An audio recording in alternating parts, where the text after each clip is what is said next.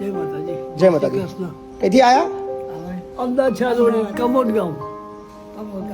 Commode ગામથી commode. આયા. શું નામ તમારું? ચંદ્રકાંત ભરતભાઈ ચંદ્રકાંત ભરતભાઈ સોલંકી. સોલંકી. અમે લોકો તમારું નામ?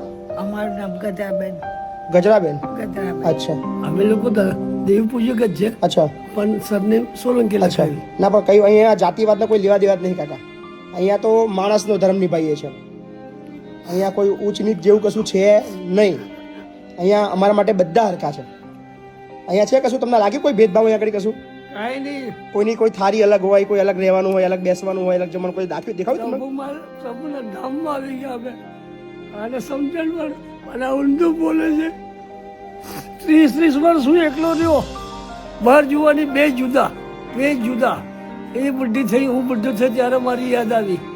આવા બધા અમારા ઘરમાં બહુ નાટકો થઈ ગયા છે. છોકરો બેનને બાયડી બનાવી દીધી. અમારે તો ઘર બરબાદ થઈ ગયું. દારૂ પીવે, પગના ગોળા ખાય. આગે કાંઈ કહેવાનું તો આપણને આપણી વાત કેવી રીતે જાણશે એ લોકો. સાચી વાત છે તમારી. બા હવે રડશો નહીં, ચલો જે થઈ ગયું થઈ ગયું. શાંતિથી જિંદગી જીવો આગળ, બરાબર? આનો મારો હાથ તોડે 1 વર્ષ થયું. કોને હાથ? એ છોકરાએ માર્યો, બહુ માર્યો. વાઘના ગોળા દારૂ નશામાં અમે બે બેઠા હતા પલંગ પર, તો દોડીને આવીને મને પછાડ્યો.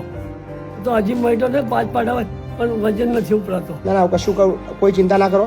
એની બૈરી એ અમારી બેનની છોકરી થાય, પણ આ એની તરફેણમાં જે વહી જાય છે, ઘડીકમાં બદલાઈ જાય. બરાબર.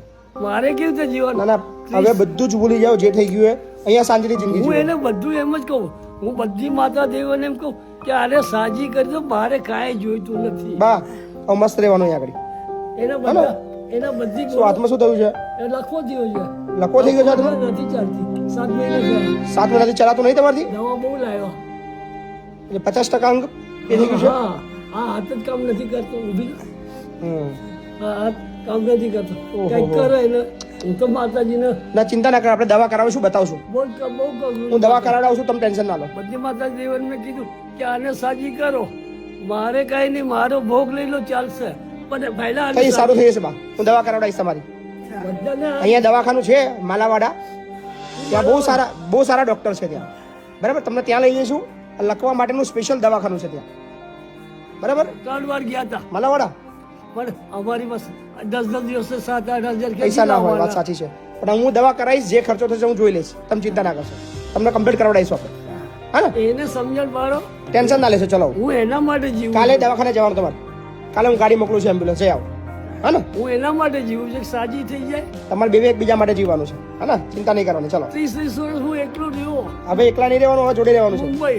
આ એકલી અહીંયા ક્યાંય બી ભટકતી ફરે, હું ક્યાંય રખડતો ફરું. હવે જોડે રહેવાનું છે, શાંતિથી રહેવાનું છે, એને કહી દો છોકરીને વાતોમાં આવવાનું નહીં. બરાબર? મસ્ત રહો અહીંયા. હા ને? એને ચલો આટલા છોકરા અમને મારવા આવે, આને ગાળો આપે, મારી હવે અહીંયા કોઈ નહીં આવે. અહીંયા કોઈ નહીં આવે. બોલાવાના બી નહીં. બરાબર? ચલો આવજો. ફાવે છે ને અહીંયા ઘડી? અરે સારું, હું તો પ્રભુના દમમાં આવી જજો.